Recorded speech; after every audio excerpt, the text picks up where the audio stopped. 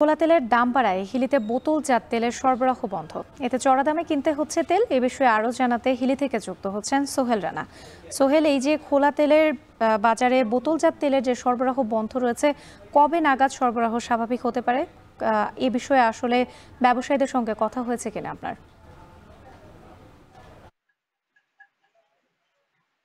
রাফি, আমি আপনাকে একটু জানিয়ে রাখি যে রমজান আসবার কিছুদিন আগেই বাজারে কিন্তু বহুজাত যে কোম্পানিগুলো রয়েছে তারা কিন্তু বোতলজাত যে তেলের সরবরাহ সেটি কিন্তু বন্ধ রেখেছেন। ফলে কিন্তু তেলের যে বোতলজাত তেলের সংকট সেটি কিন্তু ফিলিতে দেখা দিয়েছে এবং খোলা যে সয়াবিন তেলটি রয়েছে সেই খোলা সয়াবিন তেলের দাম কিন্তু অনেকটাই বেড়েছে। আগে যে তেলটি এখানে খোলা সয়াবিন তেলটি 180 টাকা কেজি দরে বিক্রি হয়েছিল সেটি বর্তমানে 195 টাকা 196 টাকা কেজি দরে বিক্রি হচ্ছে। এতে করে যারা নিম্ন আয়ের মানুষ রয়েছেন তারা কিন্তু অনেকটাই বিপাকে পড়েছেন যে আসলে রমজানের আগে যে নিত্য প্রয়োজনীয় জিনিসটি সেটির দাম বেড়ে যাওয়ার কারণে। আমি ব্যবসায়ীদের সাথে কথা বলেছিলাম যে আসলে তারা সিন্ডিকেট করে দামটি বাড়িয়েছে কিনা। তারা যেটি বলছেন আসলে তাদের হাতে কোনো কিছুই নাই, তাদের সিন্ডিকেট করবার সুযোগ নেই। তারা বিভিন্ন কোম্পানি থেকে এই তেলগুলো কিনেন এবং কেনার পরে কিন্তু পাইকারিতে বিভিন্ন খুচরা দোকানে দেন এবং খুচরা দোকানিরা বিভিন্ন ক্রেতার কাছে কিন্তু বিক্রি করে থাকেন। তারা বলছেন আসলে খোলা তেলটির দাম বাড়বার কারণে কোম্পানিগুলো পুরোটাই আসলে বোতলজাত যে তেল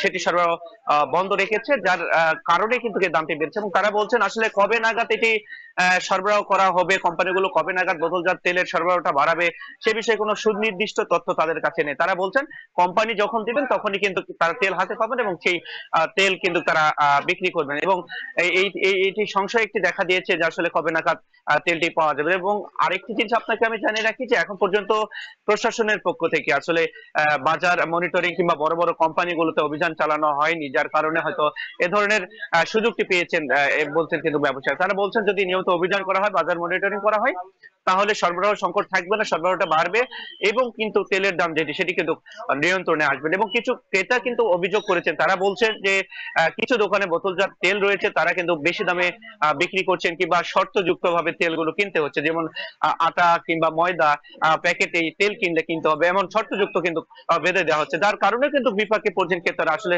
সে পরিমাণ অর্থ যোগান দিতে তাদেরকে হিমশিম খেতে হচ্ছে। সব মিলিয়ে বলা চলে আসলে যে বোতলজাত তেলের সংকট সেটি আসলে কবে নাগাদ সরবরাহ স্বাভাবিক হবে সেটি সুনির্দিষ্ট কোনো তথ্য ব্যবসায়ীদের কাছে নেই। রাত্রি। খোলা সয়াবিন তেলের দাম বাড়ায় হিলিতে বোতলজাত তেলের সরবরাহ বন্ধ রয়েছে। এ বিষয়ে বিস্তারিত জানাতে আমাদের সঙ্গে যুক্ত ছিলেন সহকর্মী সোহেল রানা।